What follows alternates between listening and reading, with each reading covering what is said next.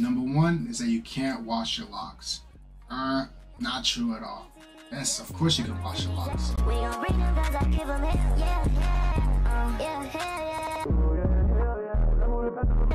What's up, y'all? It's Tywiththelocs here, and we're back with another YouTube video.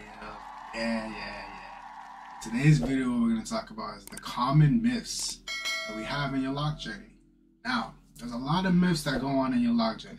There's a lot of things that people try to tell you that you should do, things that you shouldn't do. Well, I'm here to debunk all of that. I'm going to tell you exactly what is true and what is not true, and some of the things that you need to know when it comes to your lock journey overall.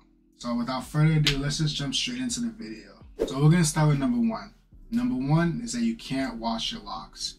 Not true at all.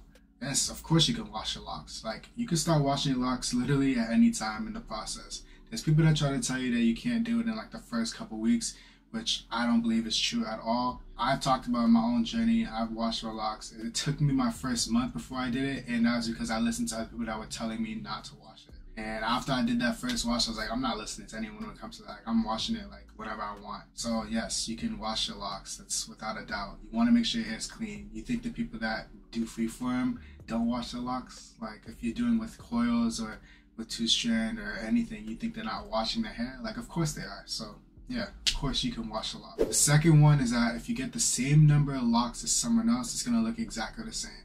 There's a reason why all the lock creators talk about how you shouldn't compare yourself to others. And this is one of the big reasons why.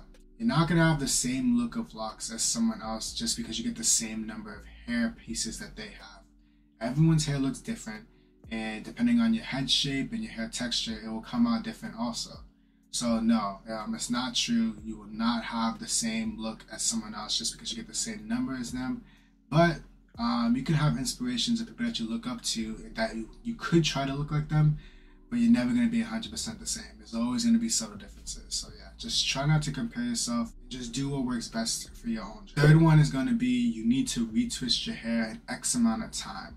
So this one, I'm going to tell y'all right now, is not true at all. Because I've mentioned this in the first part, it's that you can do freeform locks. So freeform locks is literally when you don't retwist your hair at all and you let your hair naturally lock in the way that it was going to in any facet. So if you can do that and have locks, what makes you think that you need to have to retwist your hair a certain amount of time before you can get locks too?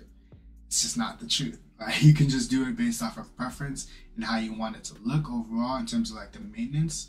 But no, you don't need to retwist your locks a certain amount of time before you can have it get locked. It will still get locked. But if you do want to have a time frame on when you should retwist your locks, if you are trying to retwist them, I would say anytime from like 4 to 8 weeks, 1 to 2 months, anytime between that time frame, I would say go for it.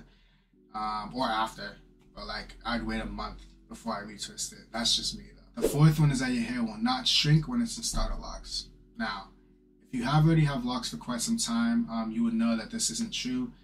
Your locks will 100% shrink, maybe not by a lot, but it will shrink when you start your lock journey. Mine did shrink. It wasn't like crazy because I didn't have that much hair, but it did shrink, and I know that can be a problem for some people, but it's worth it, trust me. It's kind of like when you do like coils or you do two-strand twists in your hair, it always looks shorter than when it really is, and that's just kind of normal. It's not like when you do braids and you just braid it down and then it pulls it down as much as possible so it looks even longer.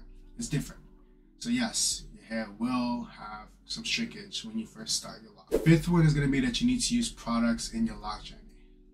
Not true at all. Not true at all.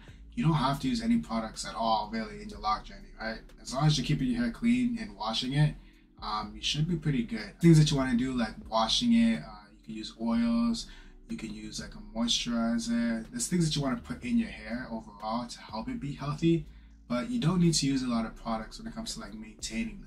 You could do water and oil and just retwist your hair from that, and then you're all set. You don't have to use like gel or anything like that a lot of people use. Definitely don't use beeswax. But yeah, you don't need to do all of that. You don't have to use a lot of products. So obviously you still want to keep your hair clean and healthy. So whatever that entails for you, make sure you do that because you don't want to have dirty locks because they will stay for a long, long time. The sixth one is going to be something that I hold dear and personal. It's that men can only do certain styles with their locks. Come on now. Like, where is this conception that you have to look a certain way when it comes to your locks as a man or as a woman? It's versatile. You could do anything that you want to do with your hair, And for me, I do a bunch of styles. I'm gonna do the pineapple, I'm gonna do an up down, I'm gonna do the bangs. I don't care. I like how it looks, and I don't care how people feel about me. And this is just a little PSA for all the people that be in my comments. Y'all know who you are, that be talking trash. I don't care, and I'm still gonna do it. I'm still gonna post it. So you can either hate me, or you can love me, or you can learn from me. I mean, number 7 is gonna be that your locks will not unravel throughout your lock journey. Now, this is something that can differ between each person. I know for me, my locks definitely unraveled in the beginning in some aspects, especially when I was in my budding stage, and that can happen to you as well. When it unravels, that doesn't mean that you have to go to a loctician and get a retwist instantly. You could just let it sit there, let it be how it is. But, you know, if it unravels and you go to get a retwist and it unravels again like in a week and then you go and get a retwist, that's just not good. You know, you got to give your hair some time to breathe and understand that the unraveling is a part of it. It is something that will possibly happen. Most likely it will, especially when you're washing your hair. So just know that it's okay, and it will still come out like these. And it will still come out the way that you want it to come out. So that's basically it. These are the common myths about the lock journey that I wanted y'all to know about. If y'all can leave a like, comment, subscribe, let me know what type of videos that you want to see next. And if you have any questions, leave it in the comments and I'll try to answer as quickly as possible. I appreciate y'all, and I'll see you on the next video. Peace.